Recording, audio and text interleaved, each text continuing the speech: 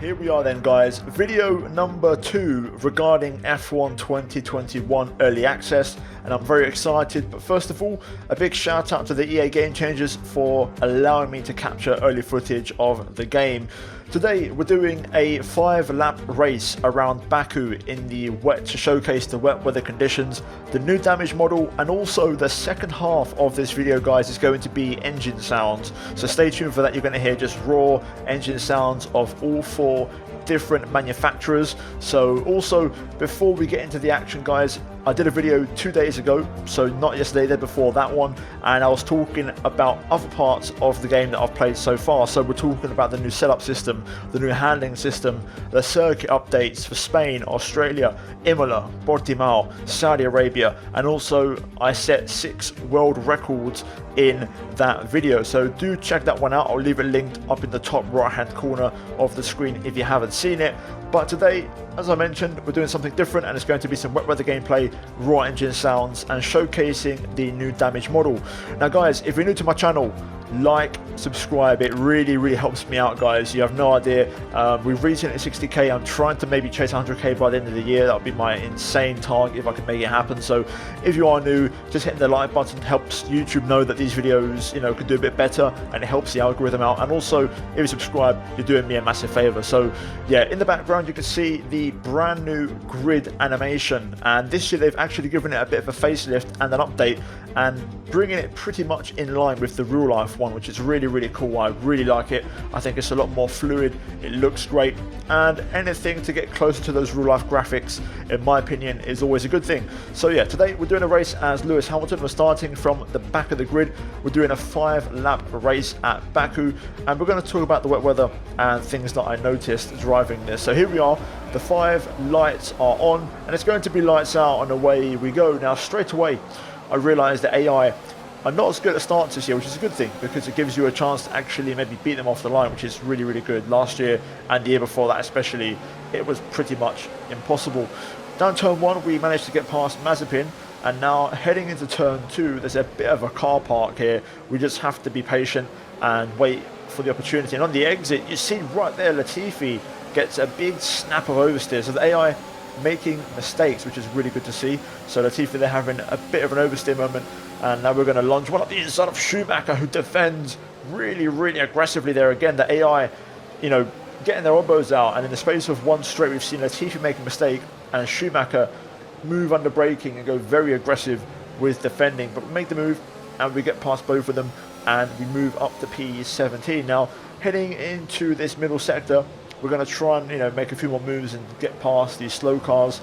I try to have a look at Russell into this brake zone. I realised very quickly you can brake quite late, you know, especially compared to the AI in the wet conditions. That's something that I've picked up on. And in general, in this game, I think you can brake a lot later. So we'll see how that progresses once the final launch of the game, you know, comes around, whether they change the physics or not, who knows. But for now, you can brake quite late. I was also messing around with the brake bias. Now, on this one, it seems like this is one of those tracks where 55 is probably a bit better than 56, because it gives you a bit more oversteer, a bit more rotation on the front end. But nonetheless, end of lap 1, we're now at the back of Russell, and you can see here a perfect example how strong the slipstream is in this year's game. It's a lot stronger.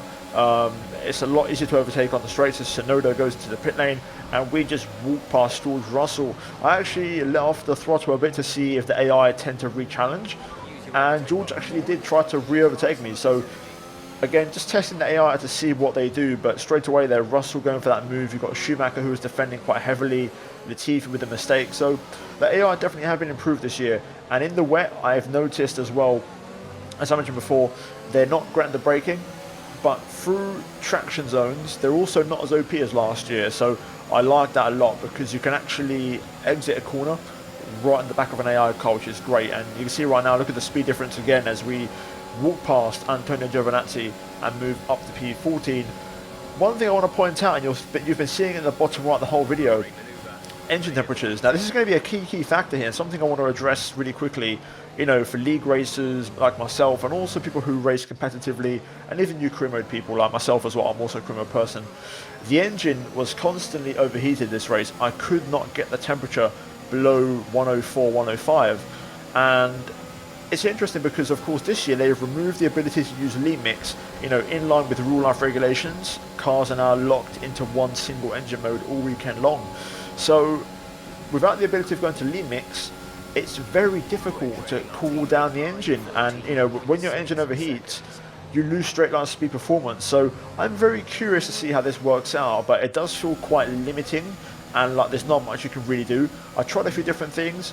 Lift and coast seems to be quite effective in terms of, you know, keeping engine temperatures down, but not super effective. Of course, short shifting as well, but lift and coast seems to be the one. But heading on to the final lap of the race now, look at the speed we've got here. We came from so far back without DRS with just pure ERS deployment to actually get the run and go around the outside of Esteban Ocon into turn 1. Another example there where the AI wouldn't have normally defended the inside because I was quite far back, but Ocon went defensive anyway just in case, so good to see as well. And now this last lap of the race, we spoke about engine temperatures, I've spoken about brake bias.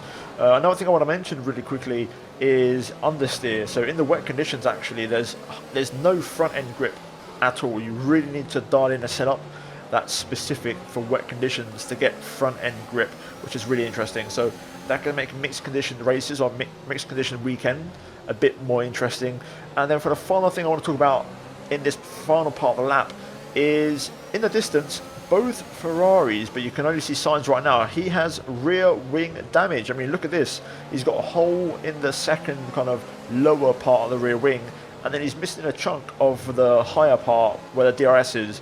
And in theory, this should make his car a bit more unstable, along with giving him a bit of more drag. At the same time, it's kind of acting like DRS, so he'll get a slight straight line speed boost in certain areas, in certain ways. But overall, the general concept here should be extra drag, and therefore Sainz will be slower on the straight. Leclerc has the exact same issue up ahead, and we'll see that in a minute. But you'll see here again, I'm trying to set up this exit right here, traction, trying to match the AI.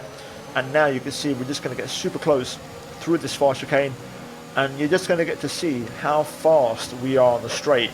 ERS is on, fully deployed, and just look at the speed of the Mercedes on the straight. It's absolutely insane. Dare I say, it may need a bit of a nerf, but there we go. That is a race here at Baku for 5 laps in the rain. And Mercedes have pulled off a great victory here today. Anthony Davidson, a resounding victory today. What set them apart from the rest? Well, they clearly have a car that comes alive in the kind of conditions we were dealing with today. It's a very balanced package in the wet, and what that means is that the drivers have confidence to attack. And having that confidence gets you on the power earlier, it lets you brake later, and can put you a long way up the road.